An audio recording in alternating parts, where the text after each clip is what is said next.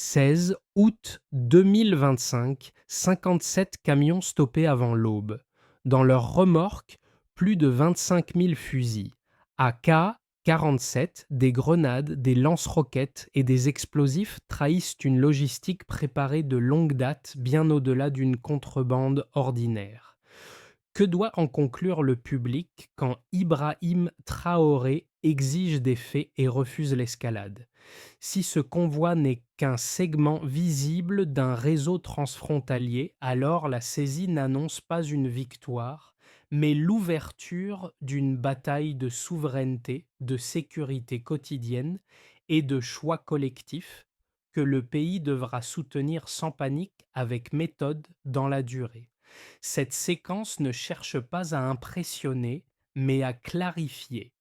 Elle s'appuie uniquement sur le contenu disponible dans le récit source, en recoupant les dates, les acteurs, les itinéraires et les éléments financiers mentionnés, puis en séparant explicitement ce qui est établi de ce qui reste incertain.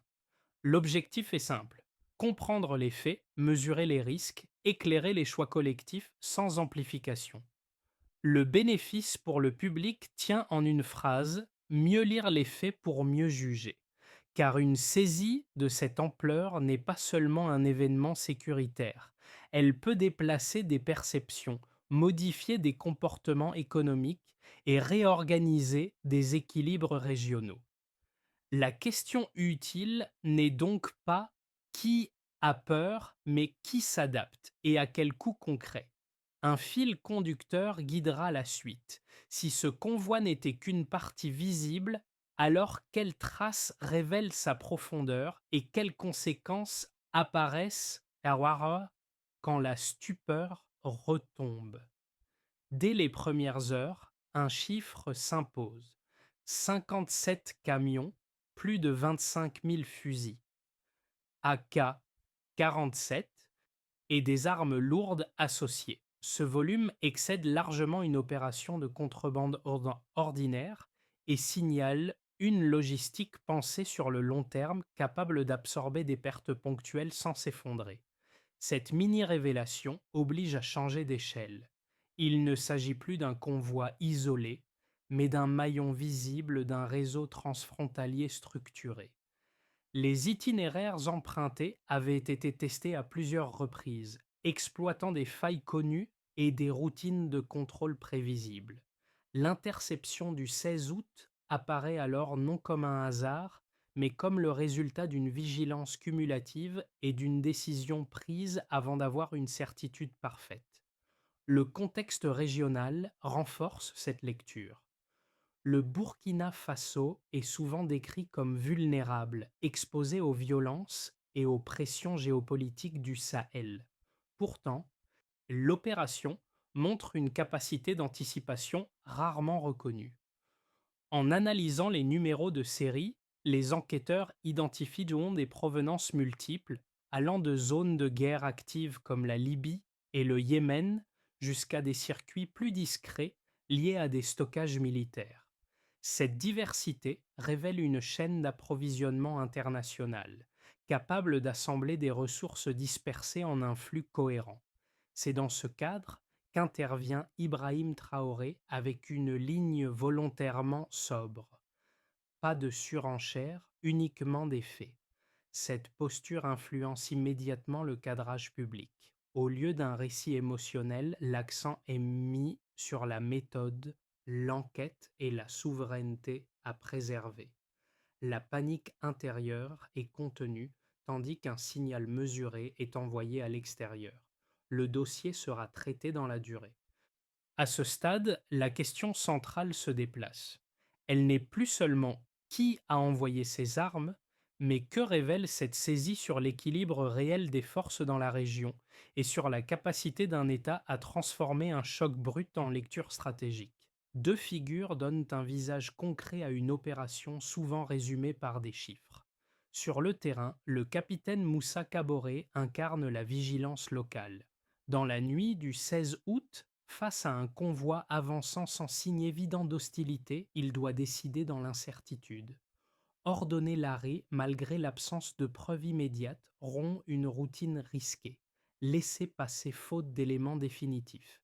Ce choix discret transforme une suspicion en interception majeure.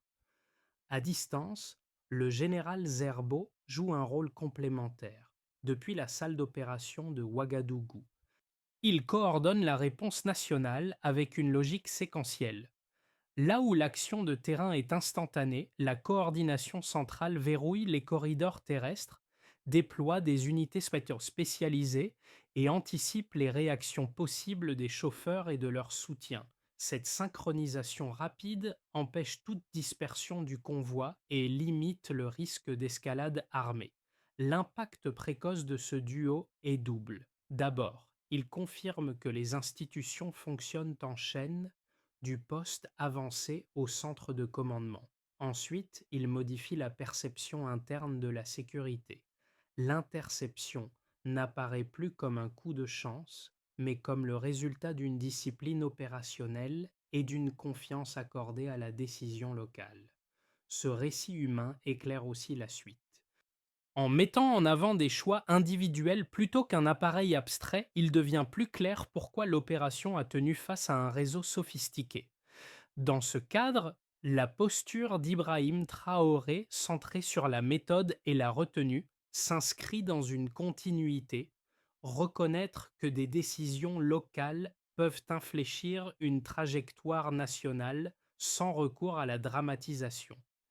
Avant l'aube du 16 août, la situation reste celle d'une vigilance sous tension, mais routinière.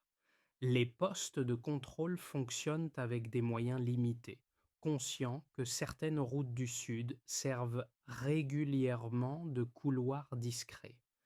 Rien, à ce stade, ne distingue clairement cette nuit des précédentes. Puis vient l'activation. Des informations fragmentaires convergent, un convoi inhabituel est signalé, et la décision est prise de ne pas attendre une confirmation parfaite. En quelques minutes, le doute bascule vers l'action. Ce passage marque le premier tournant. Le convoi est stoppé sans spectaculaire. Les camions sont encerclés, immobilisés, puis inspectés méthodiquement. Très vite, l'ampleur dépasse les anticipations initiales. Les premiers comptages internes font apparaître un volume d'armes qui change immédiatement la qualification de l'événement. L'incident devient une crise nationale. Les données remontent vers Ouagadougou, les chaînes de commandement s'activent et le rythme s'accélère sans place pour l'improvisation. Chaque étape vise à sécuriser avant de communiquer. Le pic survient lorsque la nature exacte de la cargaison est établie. Les fusils, les explosifs et les armes lourdes ne sont pas chargés au hasard. Chaque camion correspond à une logique précise. Chaque itinéraire a des tests préalables. Cette coordination suggère un réseau déjà rodé, capable d'absorber des pertes ponctuelles. À cet instant, la lecture change profondément. L'opération n'était pas destinée à un acteur isolé, mais à nourrir une dynamique régionale de déstabilisation. Le Burkina Faso n'apparaît plus seulement comme un point de passage, mais comme un objectif stratégique. C'est dans cette phase que s'inscrit l'intervention d'Ibrahim Traoré. Il valide la poursuite de l'enquête, exige une analyse rigoureuse et fixe une ligne claire de communication. Pas de surenchère, pas d'accusation hâtive. Cette posture influence directement la gestion des heures suivantes. Les forces de sécurité poursuivent les perquisitions. Les unités de renseignement commencent à reconstituer les flux financiers et certains corridors terrestres sont temporairement verrouillés. Le sommet de la crise est maîtrisé sans affrontement ouvert, viennent ensuite les répliques. Dans les jours qui suivent, l'interception agit comme un révélateur. Des entrepôts sont identifiés, des documents saisis et des sociétés écrans apparaissent dans plusieurs juridictions. Chaque découverte confirme que le convoi du 16 août n'était pas une anomalie, mais un maillon visible. La pression se déplace progressivement du terrain vers les sphères diplomatiques et informationnelles. le changement le plus durable n'est pourtant pas immédiat.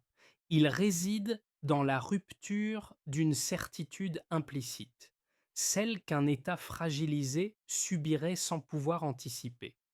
La séquence complète de l'activation au gain réplique montre une capacité à absorber un choc majeur sans perdre le contrôle opérationnel ni narratif. C'est ce passage de l'événement ponctuel à la trajectoire maîtrisée qui constitue le véritable basculement. Avant le 16 août, le niveau de référence est celui de flux d'armes irréguliers mais fragmentés. Les saisies antérieures concernaient des lots limités, difficiles à tracer, circulant par petites quantités à travers des frontières poreuses. Ce risque était connu mais diffus, inscrit dans une normalité instable. Après l'interception, l'échelle change brutalement.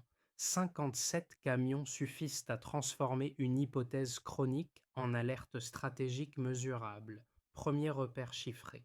Plus de 25 000 fusils AK-47 identifiés lors des premières inspections, accompagnés de grenades, de lance-roquettes et d'explosifs. Ce volume ne décrit pas seulement une quantité, il indique une intention. Une telle dotation excède largement les besoins d'un groupe armé isolé et correspond à l'équipement potentiel de plusieurs unités structurées. Autrement dit, on passe d'un trafic opportuniste à une préparation militaire organisée. Le nombre devient ici un indicateur de projection, non un simple total logistique. Deuxième repère, la dispersion géographique des provenances. Les numéros de série renvoient à des zones de conflits actives comme la Libye et le Yémen, mais aussi à des circuits plus discrets liés à des stockages militaires. Cette diversité implique une capacité de coordination élevée. Les armes ne suivent pas une seule filière continue, elles convergent depuis plusieurs sources éloignées vers un même flux. Le réseau fonctionne donc comme un agrégateur logistique capable de synchroniser des ressources d'odeurs hétérogènes sans exposition immédiate. Troisième repère, les flux financiers associés, estimés jusqu'à 1,03 milliard de dollars répartis entre comptes et entités connectées. Ce montant ne correspond pas uniquement à l'achat d'armes, il couvre le transport, le stockage, la protection juridique et les mécanismes de dissimulation. La différence avec des opérations antérieures est nette. Là où les circuits précédents reposaient sur des financements locaux et limités, celui-ci mobilise des ressources d'envergure internationale, pensées pour durer et se recomposer. Chaque chiffre appelle une mise en perspective. Le volume d'armes explique pourquoi les autorités parlent de souveraineté menacée plutôt que d'incidents frontaliers. La diversité des provenances éclaire la dimension géopolitique du dossier. L'ampleur financière justifie la mobilisation prolongée des services de renseignement et la prudence dans la communication publique. Pris ensemble, ces repères dessinent un saut qualitatif dans la nature de la menace. Ibrahim Traoré s'appuie précisément sur cette lecture chiffrée pour cadrer la réponse politique. En privilégiant des preuves mesurables plutôt que des accusations générales, il ancre le discours dans une logique vérifiable. Les nombres deviennent alors des outils de stabilisation narrative, limitant la contestation immédiate et renforçant la crédibilité externe. La transition est claire. Avant, le risque était latent et fragmenté. Après, il est documenté, quantifié et inscrit dans une trajectoire régionale contraignante pour tous les acteurs. Une première lecture, portée par les autorités burkinabées, considère l'interception du 16 août comme la preuve d'une ingérence extérieure coordonnée. Les volumes saisis, la diversité des provenances et la sophistication logistique indiqueraient une opération conçue pour déstabiliser durablement le Burkina Faso et, au-delà, l'espace sahélien.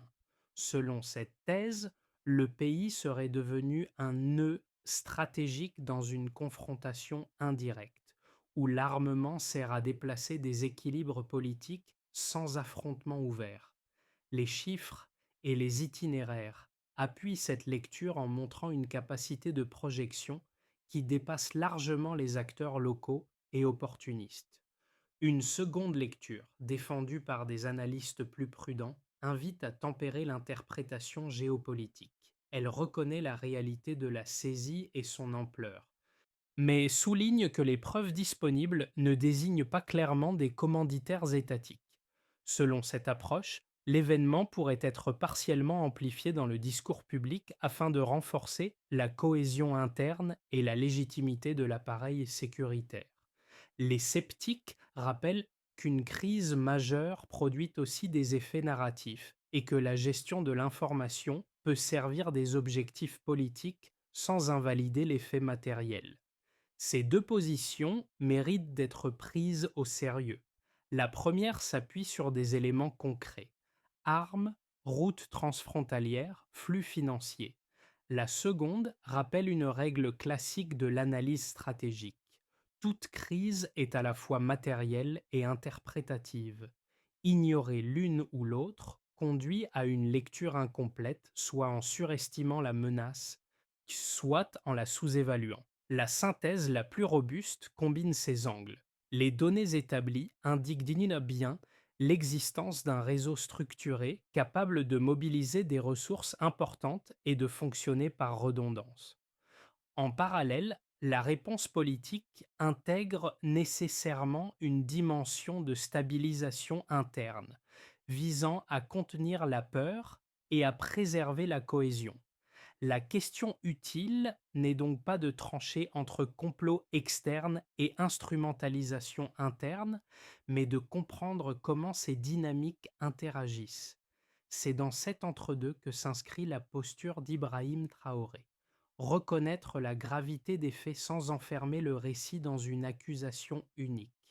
Cette approche n'élimine pas l'incertitude, mais elle permet de conserver une marge de manœuvre stratégique, condition essentielle pour affronter un environnement régional mouvant. Ce point médian change la lecture de toute la séquence. Jusqu'ici, l'interception pouvait être comprise comme une réussite sécuritaire majeure mais circonscrite. Or, les informations consolidées après les premiers jours d'enquête indiquent autre chose. Les 57 camions ne constituent qu'un segment d'un dispositif plus large, pensé pour fonctionner par redondance. Autrement dit, le réseau semblait préparé à perdre une partie de ses cargaisons sans interrompre sa logique globale. Cette révélation repose sur un détail souvent négligé. Les itinéraires empruntés correspondent à des corridors déjà utilisés par le passé, avec des variantes mineures. Cela suggère un système qui teste ses propres limites et ajuste ses routes en fonction des réactions locales et accepte un certain taux de perte comme coût opérationnel. L'interception n'a donc pas mis fin au schéma, elle l'a rendu visible. À ce stade, la posture d'Ibrahim Traoré prend une signification nouvelle. L'insistance sur la méthode, la durée et l'absence de triomphalisme n'est plus seulement un choix de communication. Elle traduit la reconnaissance implicite d'un problème structurel qui ne se résout ni par une annonce rapide ni par une victoire symbolique. Le basculement est clair. L'enjeu principal n'est pas ce qui a été arrêté, mais ce que cette arrestation révèle. La crise quitte le registre de l'événement ponctuel pour entrer dans celui d'une confrontation entre systèmes adaptables, où chaque décision future doit viser une perturbation durable plutôt qu'une réaction immédiate. Les effets de l'interception ne se répartissent pas de manière uniforme. Ils se déclinent différemment selon les acteurs concernés, chacun faisant face à des conséquences tangibles qui dépassent le choc initial. Pour l'État, l'impact est de d'abord institutionnel. À court terme, l'appareil sécuritaire est placé sous une pression accrue. Les contrôles sont prolongés, le renseignement est renforcé et les chaînes de coordination sont sollicitées en continu. Cette mobilisation a un coût budgétaire immédiat, mais elle produit aussi un gain de crédibilité. En s'appuyant sur des faits vérifiables et une communication mesurée, La ligne défendue par Ibrahim Traoré stabilise le discours officiel et limite les fractures internes. À moyen terme, l'État dispose d'un levier diplomatique supplémentaire. La saisie devient un argument concret pour exiger une coopération régionale plus étroite. En contrepartie, l'exposition internationale s'accroît et chaque décision est désormais observée avec une attention renforcée. Pour les entreprises, l'effet est ambivalent. Le premier réflexe est souvent la prudence. Certains investisseurs reportent des engagements, craignant une instabilité durable et des coûts logistiques plus élevés liés au contrôle renforcé. D'autres acteurs économiques réévaluent cependant le risque sous un angle différent. La démonstration d'une capacité de coordination sécuritaire et de gestion de crise rassure une partie du secteur privé local, notamment dans les activités dépendantes de la prévisibilité, comme l'agriculture ou l'extraction. À moyen terme, un environnement perçu comme mieux maîtrisé peut attirer des capitaux recherchant des marchés résilients plutôt que parfaitement stables. Pour les citoyens, l'impact est d'abord psychologique. Les images des camions stoppés suscitent une inquiétude immédiate, rapidement suivie d'un sentiment de soulagement.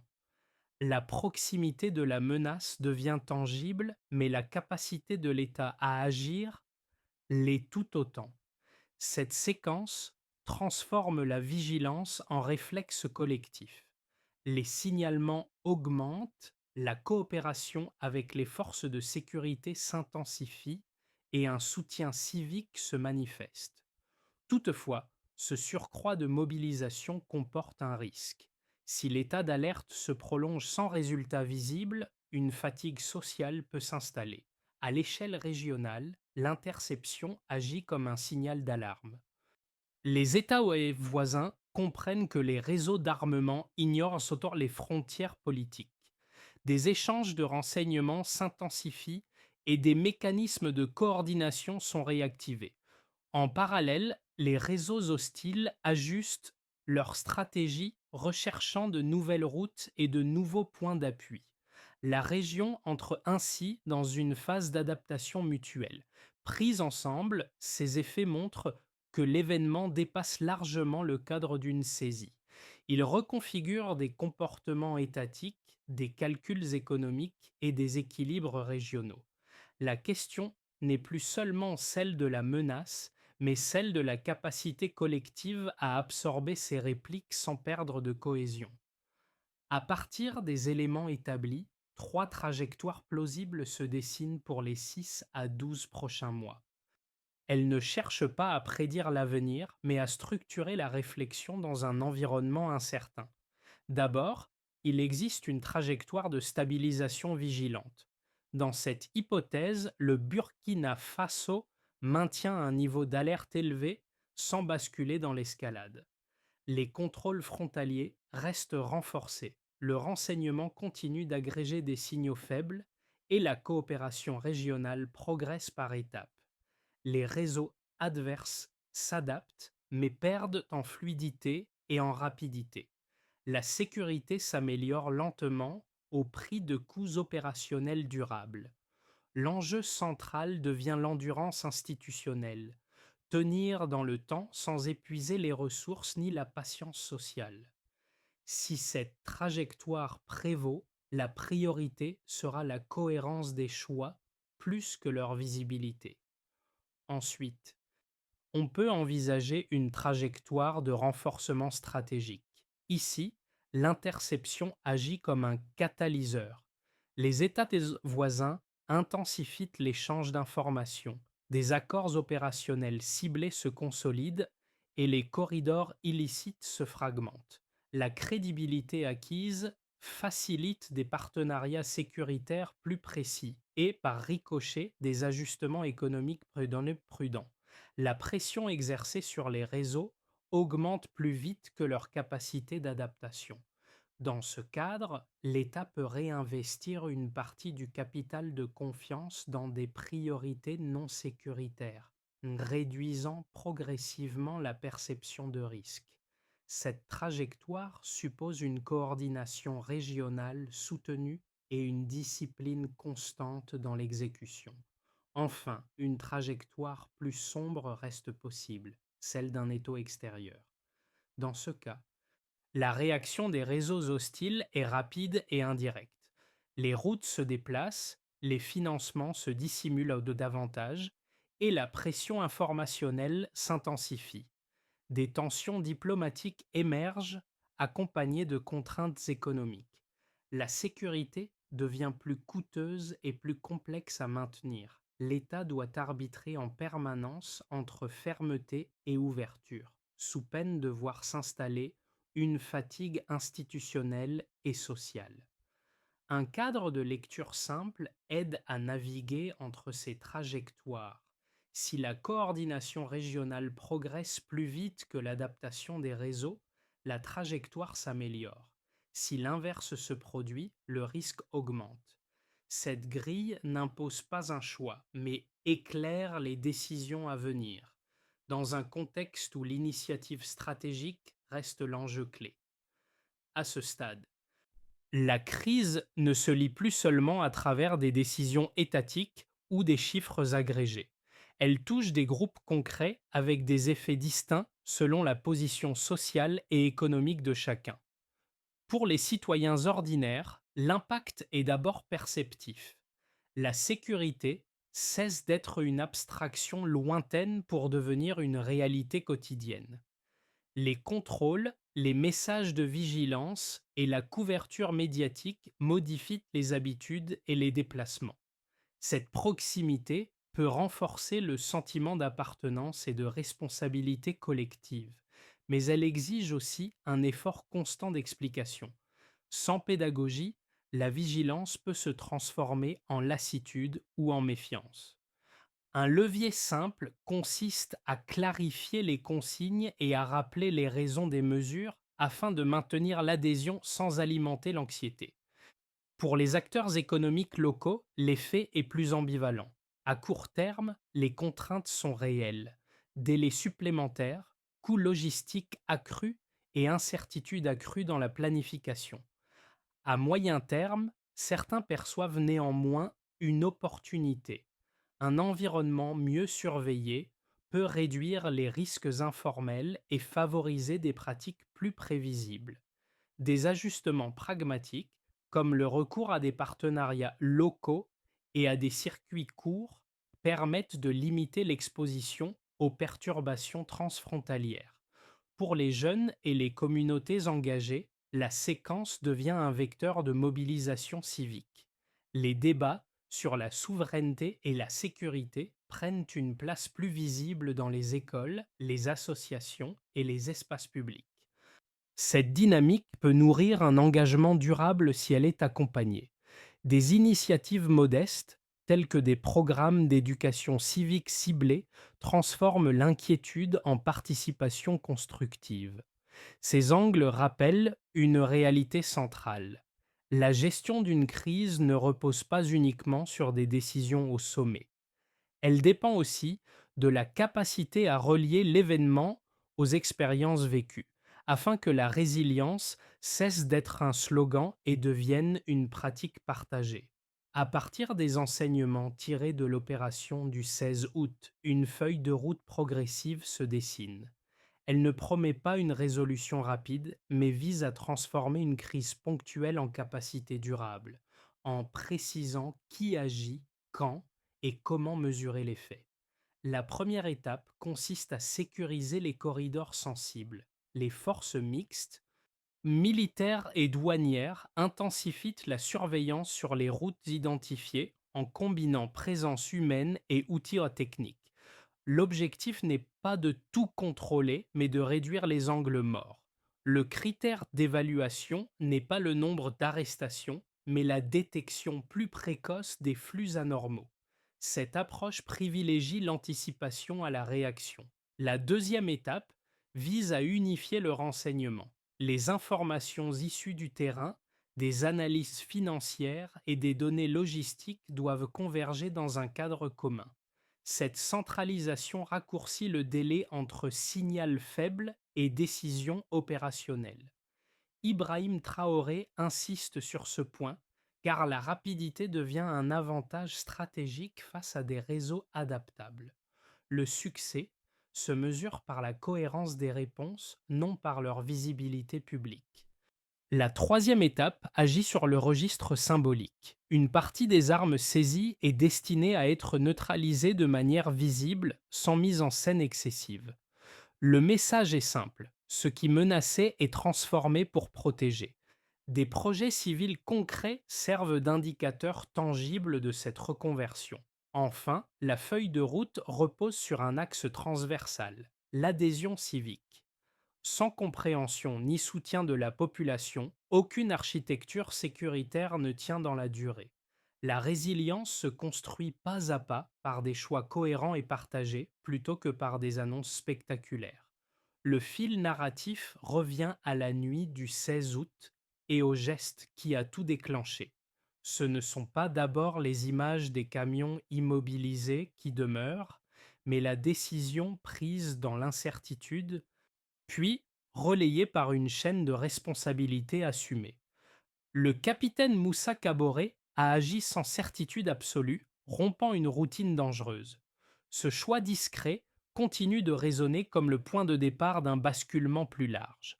Cette logique se prolonge dans la séquence qui suit. De l'enquête aux ajustements stratégiques, chaque étape privilégie la méthode à la précipitation, la cohérence au spectaculaire. Ibrahim Traoré s'inscrit dans cette continuité lorsqu'il insiste sur la durée, la retenue et la lisibilité des décisions plutôt que sur l'annonce d'une victoire immédiate. Le motif devient clair. La souveraineté ne se proclame pas, elle se pratique jour après jour. L'émotion qui affleure n'est pas celle de la peur, mais celle d'une lucidité partagée. Comprendre que la résilience n'est pas un état stable, mais un effort répété. Comprendre aussi que des décisions individuelles prises au bon moment peuvent infléchir des dynamiques complexes sans bruit excessif. La vigilance partagée change le cours des crises. Cette phrase agit comme un point d'ancrage, reliant l'événement initial au choix présent et rappelant que la force d'une trajectoire tient souvent à la constance de ses gestes fondateurs. La séquence ouverte le 16 août ne se referme pas par une conclusion définitive. Elle laisse volontairement un espace de réflexion partagé où chacun peut interroger ce que signifie la souveraineté lorsqu'elle est mise à l'épreuve sans avertissement. L'enjeu dépasse le seul Burkina Faso et renvoie à une question plus large. Comment des sociétés exposées à des pressions multiples choisissent-elles de tenir dans la durée, sans céder ni à la peur, ni à la simplification? Le récit présenté ici n'appelle ni à l'adhésion automatique, ni au rejet réflexe. Il invite à observer, à comparer, à discuter. Les décisions prises par l'État, la posture assumée par Ibrahim Traoré et les signaux envoyés à l'échelle régionale composent un cas d'étude encore en évolution.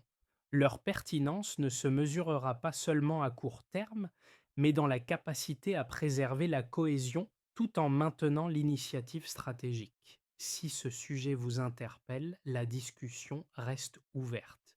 Partagez une analyse, poser une question ou confronter des lectures différentes contribue à enrichir le débat collectif.